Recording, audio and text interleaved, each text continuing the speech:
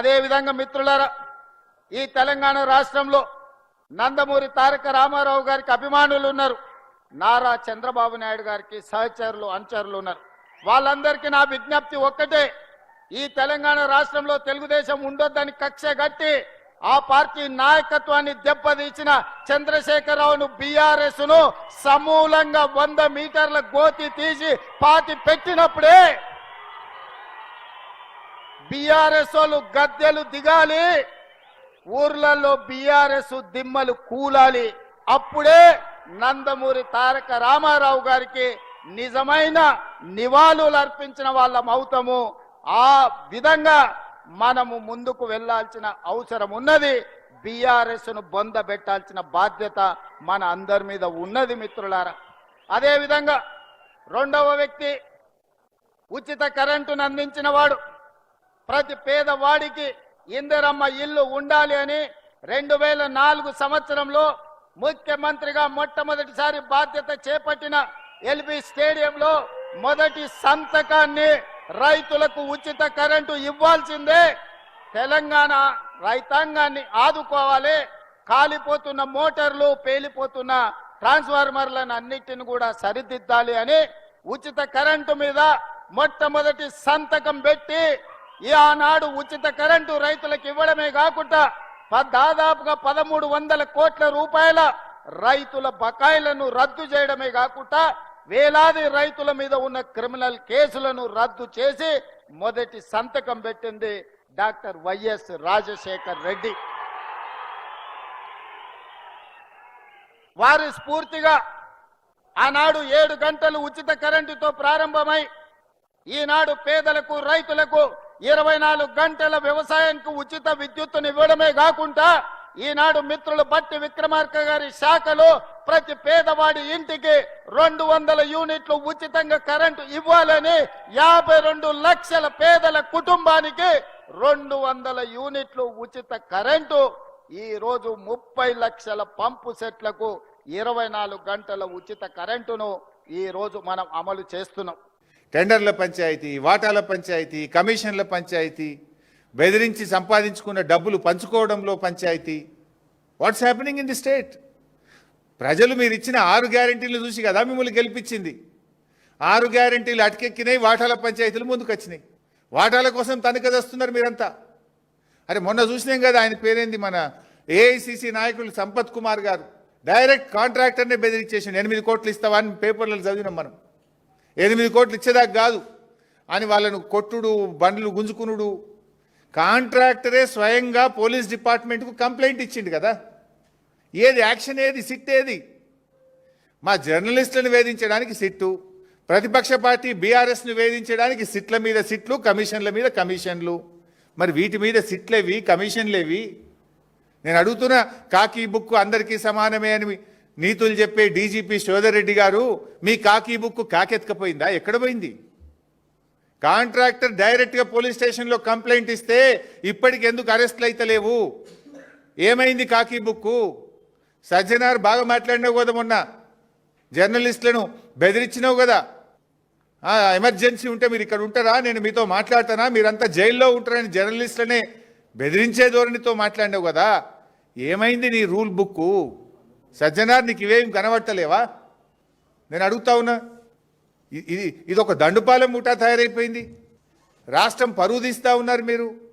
Telangana the best state in the country అని కేసీఆర్ గారు చూపించారు. పెట్టుబడులకు స్వర్గధామంగా కేసీఆర్ గారు చూపించారు. అద్భుతమైన పురోగతి సాధించింది తెలంగాణ రాష్ట్రం కేసీఆర్ గారి నాయకత్వంలో. మీరు వచ్చిన తర్వాత వాటాల పంచాయతీలు, కాంట్రాక్టుల పంచాయతీలు, బెదిరింపులు, భూ కబ్జాలు, దీంట్లో మీరు ప్రగతి సాధిస్తూ ఉన్నారు. ప్రజలు అన్ని గమనిస్తున్నారు. ఇంకో మాట వచ్చింది మొన్న మీడియాలో, రేవంత్ రెడ్డి తెలియకుండానే సిట్టేసిండ్రు అంటే. రేవంత్ రెడ్డే హోమ్ మినిస్టరు, రేవంత్ రెడ్డే ముఖ్యమంత్రి. రేవంత్ రెడ్డి తెలియకుండా సిట్టు పడుతుందా? ఎట్లొచ్చింది ఆ సిట్టు? ఒకవేళ రేవంత్ రెడ్డి తెలియకుండా సిట్టే వస్తే ముఖ్యమంత్రిగా యు ఆర్ ఫెయిల్.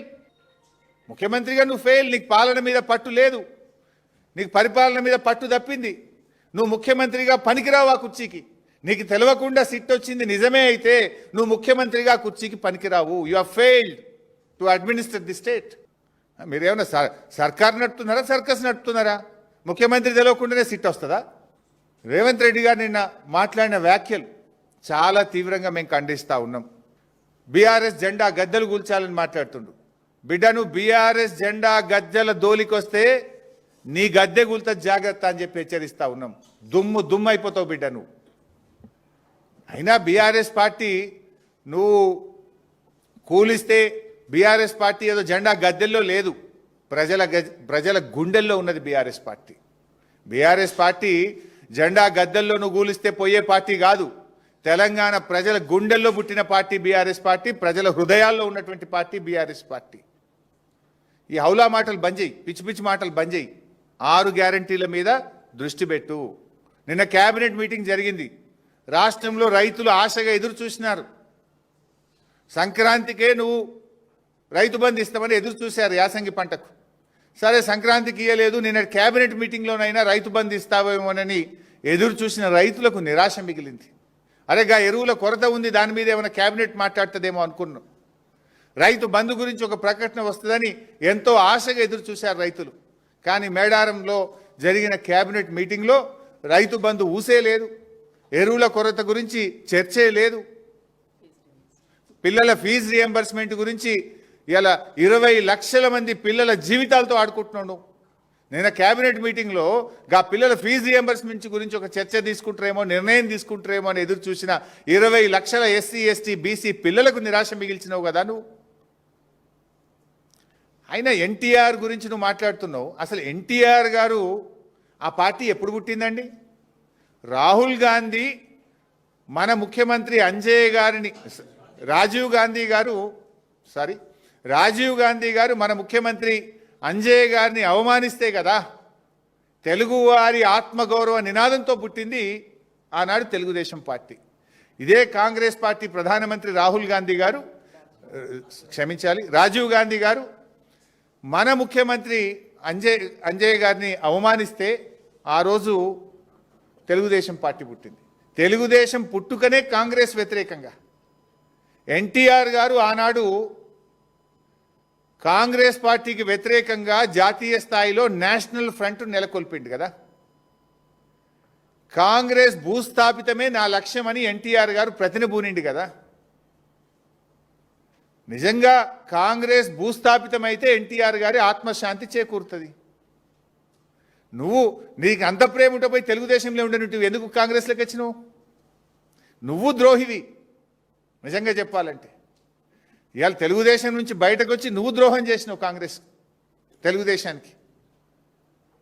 ఇవాళ నువ్వు ఎన్టీఆర్ గురించి మాట్లాడే అర్హత ఉందా? ఎన్టీఆర్ జీవితం అంతా కాంగ్రెస్ వ్యతిరేకంగా పోరాడిండు.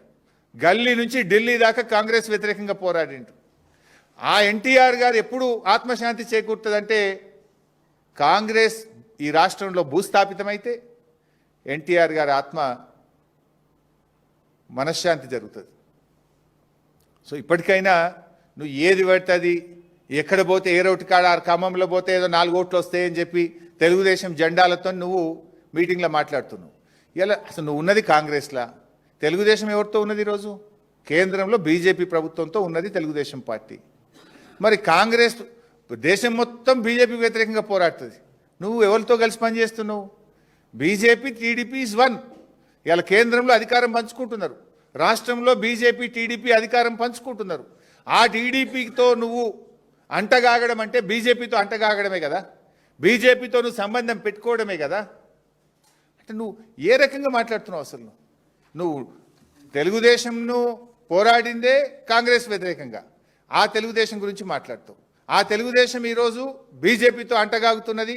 మరి ఆ బీజేపీతో నువ్వు ఇలా అక్రమ సంబంధం పెట్టుకునే విధంగా అక్రమంగా అన్యాయంగా నువ్వు మాట్లాడుతున్నటువంటి పరిస్థితి. ఇలా సిచ్యువేషన్ ఎట్లయిపోయిందంటే రాష్ట్రంలో ఈ అవుట్సోర్సింగ్ కాంగ్రెస్ అవుట్సోర్సింగ్ సీఎంకు అసలైన కాంగ్రెస్ వాదుల మధ్య ఇలా పచ్చగడ్డి వేస్తే బగ్గుమనేటువంటి పరిస్థితి ఏర్పడ్డది.